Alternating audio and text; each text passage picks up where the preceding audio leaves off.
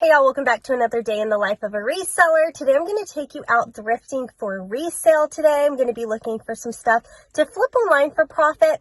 Today's Thursday, tomorrow is Friday, and I'm going to be having my first ever Kids Whatnot show. I've never tried to sell kids on Whatnot, but we're going to give it a shot. I pulled a lot of good stuff from my inventory that I already owned, like Harley Davidson kids. I got some Keen shoes. I got some Merrell shoes. I got some good stuff, but we're going to see if the America's Thrift store near me has anything really nice as well. There's really cheap kids prices there. So yeah, I'm going to take you with me and see what we can find today thrifting. So I stopped at the America's Thrift store here in my town. They have really good prices, and this is just an example of just the newborn and toddler jackets, and you'll see in a second that they actually have even more aisles. There's a really big kid selection here. I found quite a few things. I was going a little buck wild, so I decided to go ahead and sort them out. I found some really good stuff. This is a Carhartt jacket. I not only found this one, but I found a second one. So they were both in really good condition. Kids' clothes usually are either tore up or in really good condition, I find.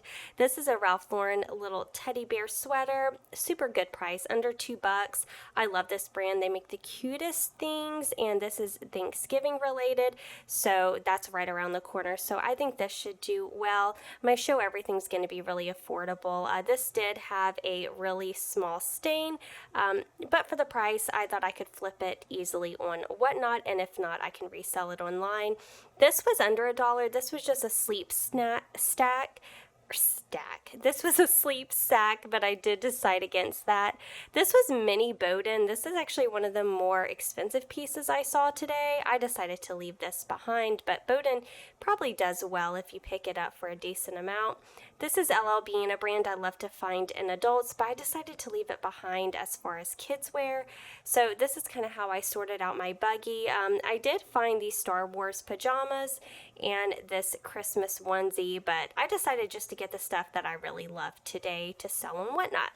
I did find this cashmere sweater from Charter Club, and I really wanted to get it because it was cashmere. However, as you can probably see in the video, there was a ton of wear, so I definitely left that behind.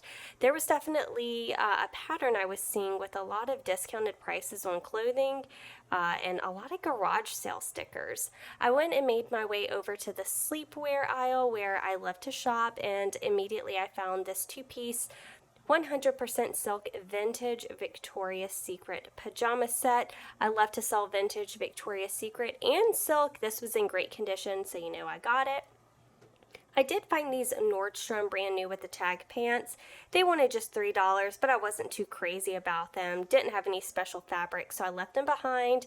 Here's an example of something I'm going to wait to go on half off. It is a vintage Victoria's Secret kimono robe. It's really pretty floral embroidery, but like I said, gonna wait for half off for that. I did find this piece. This was just $5. This was Saks Fifth Avenue, and it's part of like their Rain line storm system by Laura Piana, I think is how you pronounce that. I definitely got that for $5. Here's another example of something I'm gonna wait for it to go on half off. It's just a silk Ralph Lauren two-piece set. Let me know if you would have picked that up. This is another garage sale sticker. I don't know why they didn't take that off some of the clothes. I found quite a few of that today. This is Pendleton. This is a wool jacket. Y'all, I just don't have good luck with Pendleton. You guys are going to have to let me know down below if you pick it up all the time. This is one of those random aisles at the thrift store, but I wanted to show you this. If you ever see any like vintage hair care items, look them up because they could be worth money. And this is something I think every thrift store needs at the register, and that is some snacks. Alright y'all, I'm back home now. I wanted to show you what YouTube sent me. How cute. Let me show you the whole bag. How nice. Thank you, YouTube.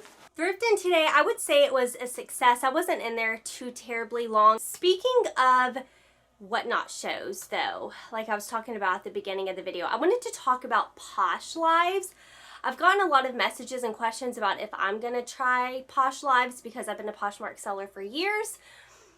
And the short answer is no.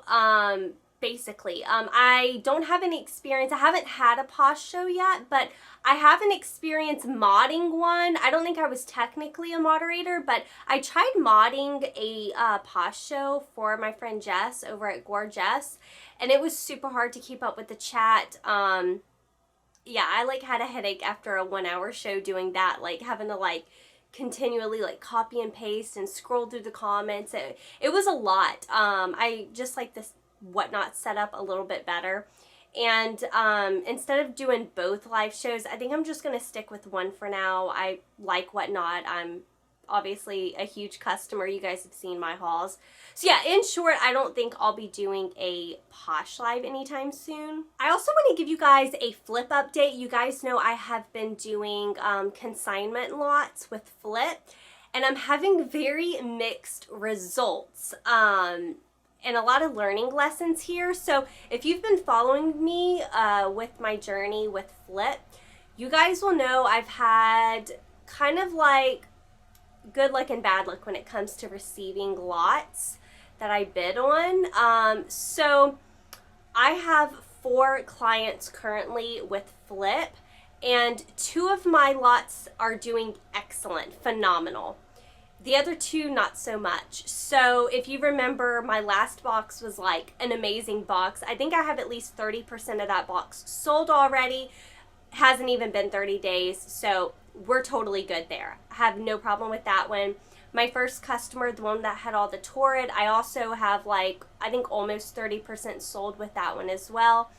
So yeah, those 2 lots are going good. The other ones, you may remember, one of them had a lot of damage. I think I said like 9 or 10 out of like the 20 or whatever it was. It was like almost 50% of her lot came to me damaged. And I wanted to bring up this because this is kind of what I would do now. Now that I've kind of experienced this, I didn't realize that the future lots that would be given to me as a Flyp seller would be based on kind of like my ratio of items sold.